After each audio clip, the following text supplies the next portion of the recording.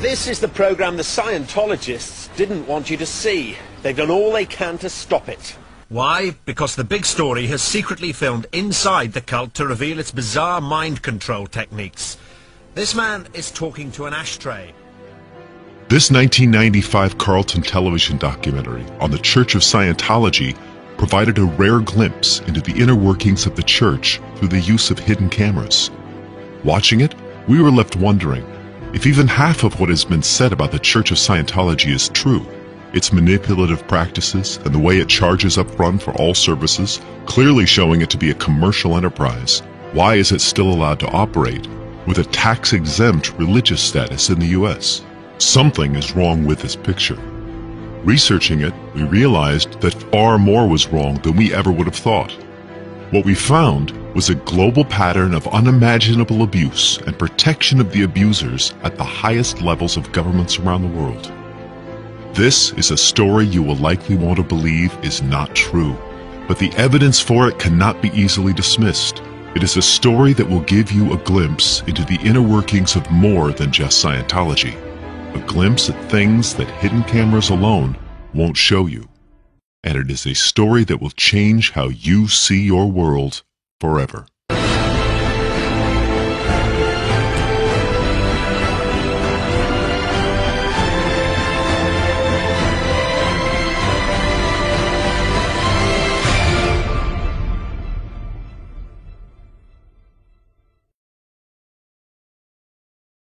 So is Scientology a harmless fringe religion, or is it a sinister sect that controls the minds of its members? This is one of the keys to understanding what Scientology is really all about.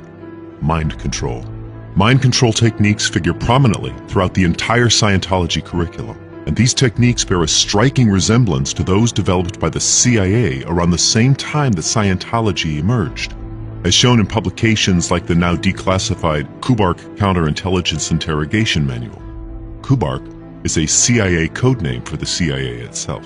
Specifically, the process of Scientology auditing is strangely similar to Kubark Counterintelligence Interrogation. You and a friend will team up together and follow the basic steps of the procedure. This is called auditing, and any two reasonably intelligent people can do it. The term auditing comes from a word which means to listen. Kubark interrogation begins with eliciting, defined as obtaining information without revealing intent or exceptional interest through a verbal or written exchange. On Poole High Street, she's approached within minutes by a young man with a clipboard. Right, let's off that head to ask me a question. Look, first question. If you could be anything in life, what would you most like to be? Explorer. Claiming to promote a book, the young man persuades Ali to go with him to his office to complete a survey. It's 40 minutes before he admits he works for the Scientologists. This is how most people are recruited into Scientology, but they don't know the true beginnings of this so-called science of the mind. Kubark defines the use of polygraphs in interrogation as an aid in the psychological assessment of sources, similar to Scientology's use of the E-meter, which is nothing more than a crude form of polygraph. And what I'm going to do is I'm going to pinch you. And I want you to just watch and see what the needle does when I pinch you. Just note it, okay? Okay. Watch. Can you see that? Yes. Okay, good. Just run through. The E-meter, they believe, helps you uncover repressed thoughts. It didn't take Marty long to find a naughty thought of mine. Scientology literature is filled with code names and acronyms to a degree that is only common in intelligence documents like the Kubark Counterintelligence Manual. And some of the Scientology training routines seem to even be developed directly from the Kubark Manual. The Scientology training routine TR1 is called Dear Alice. In this training routine, the student is directed to read random phrases from Lewis Carroll's book Alice in Wonderland without showing any reaction to the bizarreness of it. In the Kubark Manual, a confusion interrogation technique is described, entitled Alice in Wonderland. Of course, none of this provides proof that the principles of Dianetics and Scientology are based on CIA counterintelligence techniques. But it does provide evidence that L. Ron Hubbard was both aware of these techniques and willing to use them to gain control and power over others. Notice, for example, how Hubbard echoes the Kubark Manual, which states that detention in a controlled environment and perhaps for a lengthy period is frequently essential to a successful counterintelligence interrogation of a recalcitrant source. Now, I want to give you just a little rundown on what you're walking into. It's too late for you to leave. I mean, you're enrolled. You know, it's quite customary for somebody to say, well, if you don't like this, you're here on your self-determinism and all that sort of thing, and you don't like this, why, it's volunteer, you know, and you can leave and so forth. We don't do that around here. You're in, you're done. So, we just close the gates right at that point. There are countless descriptions of Scientology's use of hypnosis and mind control techniques from a large number of ex-Scientologists, many from the upper echelons of the organization. Let us begin this half hour with the secretive and controversial Church of Scientology. In a moment, a defector from that church's leadership corps will speak out in an exclusive live interview. Behind me is the ornate world headquarters of the Church of Scientology. This morning, a member is breaking ranks and silence and telling stories of finances, abortions, and mind control. Now, Hubbard, as I said, was getting more and more insane. He formed, I could see a Nazi cult forming. And that's what they do to people. They take their private confessional folders, and they'll take anything they've confessed to, and they'll use it to try to shut them up. The totalitarian leader of this paramilitary cult lives there in an armored building and often travels in an armored car. With copyrighted policies of terror and psychoterror. Former official spokesman and head of the Office of Special Affairs has left, bringing its secrets with him. People are not able to think for themselves, where they really are being suppressed, where they're being abused. Because the problem is the government isn't doing anything about these abuses, which have been systematic and they've been going on for decades. I was speaking about the child Dianetics, the philosophy of L. Ron Hubbard, that children aren't actually children, but they're billion-year-old beings occupying smaller bodies than the rest of us, and they should be responsible for just as much as the rest of us, and this sort of madness. She is one of Scientology's top global leaders, part of the inner circle, a confidant to its top stars.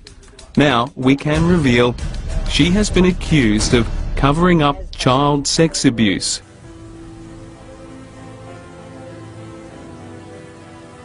I was introduced to Scientology when I was 2 years old.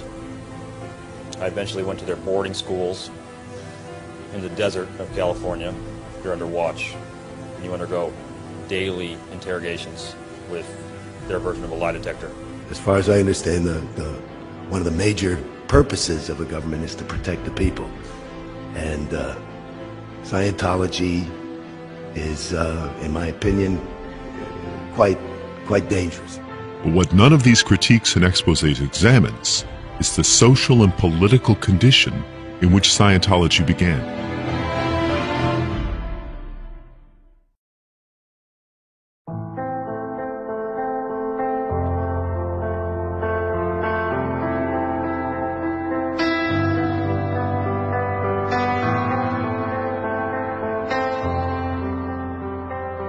Let's get my relationship to this completely straight. So on. I am the writer of the textbooks of Scientology. About 2.5 years ago or so, I even ceased to be a director of organizations. The government, in the first place, I am not. L. Ron Hubbard's self-help book, Dianetics, was first published in 1950, out of which grew the first Church of Scientology, incorporated in New Jersey in December of 1953. The California Scientology Church would follow 2 months later, in February of 1954. With its claims of using newly discovered technology and methods to fix humanity and help people develop greater powers of mind, it can be seen as the first step of a movement that was about to explode on the scene in the U.S., the Human Potential Movement. And at precisely the same time that the Human Potential Movement was beginning to form in the 1950s, the CIA began Project MKUltra in an effort to discover mind control techniques by subjecting mental health patients to electroshock therapy, various forms of torture and abuse, and drugs, such as LSD. Using unknowing Canadian citizens as test subjects, Cameron had developed a new procedure which caught the eye of the MKUltra researchers as well as the Canadian intelligence community.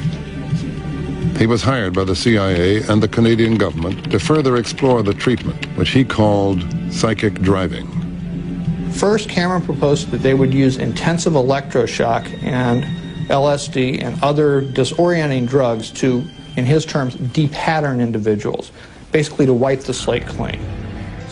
The 60s would see the human potential movement come to fruition, adopting methods of mind expansion that involved the use of the same drugs the CIA was using for mind control in MKUltra.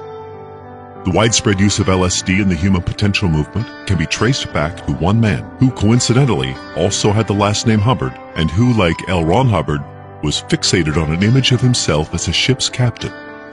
Alfred Matthew Hubbard. Like L. Ron Hubbard, Alfred Hubbard had a tendency to make grandiose claims about himself and his past, such as an alleged angelic vision as a young boy in which he was given the secret to building a radioactive battery, a virtual free energy device. A similar angelic vision would inspire him to introduce leaders and social visionaries around the world to LSD, earning him the nickname the Johnny Appleseed of LSD. Alfred Hubbard gave LSD to leading scientists, politicians, artists, writers, and even church officials. What was not widely known at the time was that Alfred Hubbard was a former OSS agent and likely current CIA agent, who at the very least corresponded with MKUltra mind control researchers. By some accounts, Alfred Hubbard personally administered LSD to as many as 6,000 people around the world. Amongst them were Timothy Leary, who would encourage the youth of America to turn on, tune in, and drop out, and the author of Brave New World, Aldous Huxley. Ironically, Huxley, whose book Brave New World envisioned a dystopian future of slavery of the masses through the administration of a state-produced drug called Soma, the effects of which are uncannily similar to LSD, would become the inspiration for the widespread use of LSD in the human potential movement. The use of LSD then spread into the streets of America's cities, providing an often bizarre sideshow that distracted mainstream attention away from the civil rights movement and left much of America's youth burnt out and brain damaged, working directly against the stated goals of increasing human potential. The effects on the mind are explosively disruptive. Reaction to the drug is completely unpredictable. It can be the hoped-for heaven or a hell full of horror. In a similar vein, the women's liberation movement of the 1960s was infiltrated and redirected by an admitted CIA asset named Gloria Steinem. Steinem spent years suppressing knowledge of her CIA connections, finally not only admitting them publicly, but taking pride in them. Steinem referred to her CIA work in Europe, informing on and disrupting youth movements, as the CIA's finest hour. In the 1970s, the next phase of so-called human potential research began with CIA funding of psychic phenomena such as remote viewing experiments conducted by Hal Puthoff and Ingo Swann at the Stanford Research Institute, or SRI. Alfred Hubbard was also employed by SRI, and perhaps coincidentally, Puthoff and Swann were both high-level Scientologists. It's clear that the CIA devoted considerable assets to disrupting any possibility of a true revolution in human potential in the 1960s and 70s. And the formation of Scientology in the 50s was possibly the start of that disruption. But that is not the full story by any means. To understand more, we need to go to Europe. And we begin in France. In all of Europe, France would appear to have the lowest tolerance for any sort of cultic activity, but the actions of the French cult watchdog group Miviludes tells a different story. The name Miviludes is an acronym that translates to the Interministerial Mission for Monitoring and Combating Cultic Deviances. Miviludes' battle against so-called cultic deviances is so vigorous that they have come under repeated fire for human rights abuses and for working against not only the UN Declaration of Human Rights, but even the French Declaration of the Rights of Man and the Citizen. Perhaps if Miviludes actually fought against clear cases of abusive cults, such as Scientology, their existence might be justified. But exactly the opposite is true.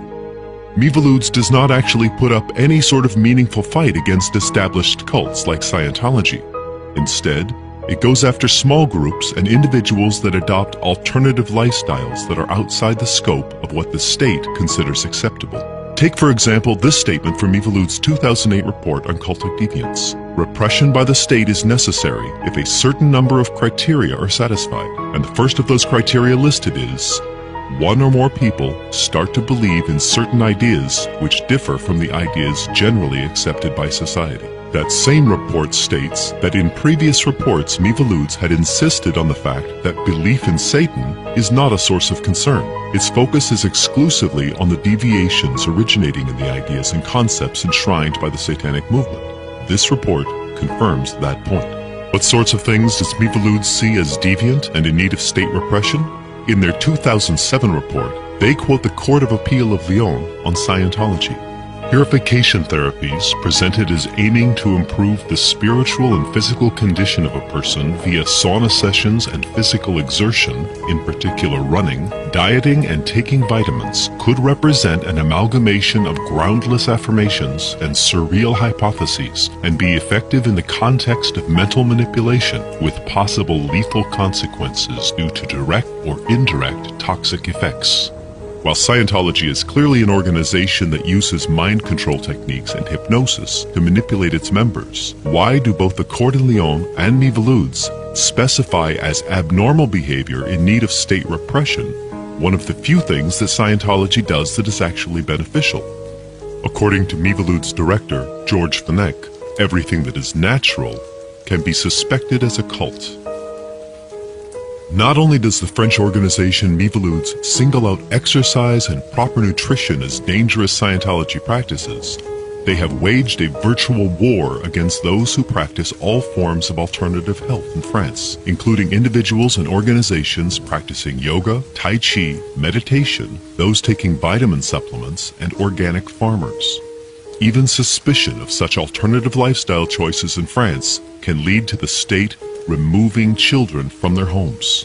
And as Miviludes continues to shut down businesses and take children from their parents for exploring legitimate lifestyle alternatives, Scientology is given a virtual free pass.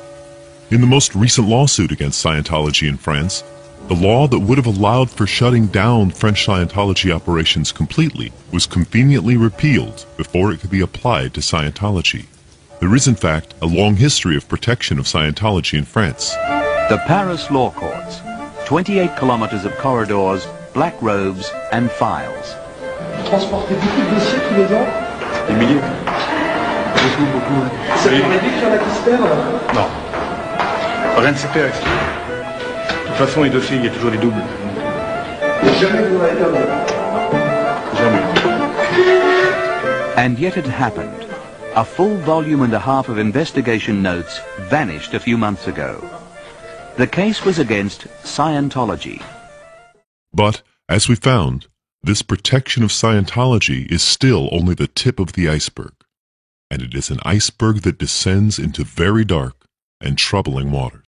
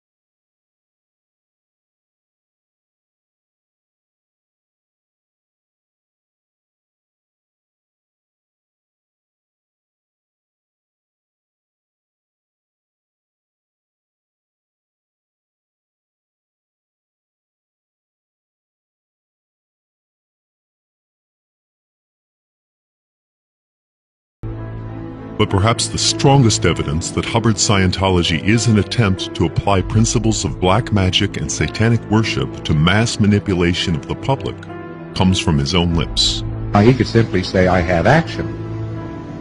A magician, the magic cults of the 8th, 9th, 10th, 11th, 12th centuries in the Middle East were fascinating. The only modern work that has anything to do with them is trifle wild in spots, but it's fascinating work in itself, and that's work written by Aleister Crowley, the late Aleister Crowley, my very good friend. Nazi mind control scientists brought to the U.S. via Operation Paperclip, the introduction of drugs into social movements and onto the streets, the infiltration and subversion of the human potential and women's liberation movements by the CIA, the destruction of the civil rights movement, the rise of satanic worship taking the forms of child abuse cults, pedophilia, and the modified black magic of Scientology, and the protection of and distraction away from all of these by courts and government groups like Miviludes. Examining this evidence, the following picture emerges. Seeing the possibility of a widespread change in values beginning with the growing civil rights movement, a massive counterintelligence program was launched. The purpose of this program would be the infiltration, subversion, and misdirection of all groups and movements that might contribute to this change in values. Once the civil rights movement had been stopped, and all other movements had been subverted, the specter of cults, and more recently, terrorists, along with institutionally sponsored abuse, was used to coerce the public into accepting greater levels of governmental control of their lives. And organizations like Miviludes were then created to protect those committing institutional abuse and battle against those attempting to expose or heal the effects of this abuse, all under the guise of protecting the public. We encourage you to examine this evidence for yourself, and if you reach conclusions similar to ours, we also ask you to think, do you want to live in a world ruled by abusive and psychopathic monsters?